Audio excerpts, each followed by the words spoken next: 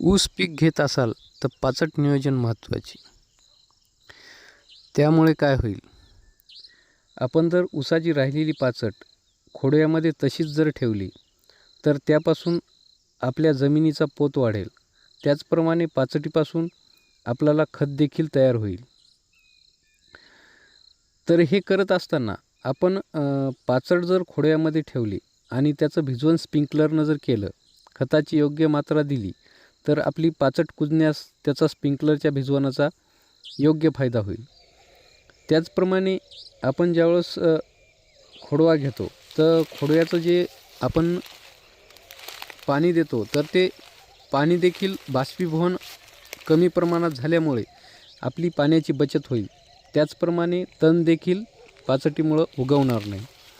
अशा प्रकारे आपल्याला पाचटीचं जर नियोजन केलं तर खोडव्यात त्याचा चांगला उपयोग होईल आणि पुढच्या पिकाला देखील या पाचटीचा खत निर्मितीमुळं चांगला उपयोग होईल. त्यामुळे पाचटीचे हे नियोजन आपल्याला उपयोगास येण्यात मदत होईल.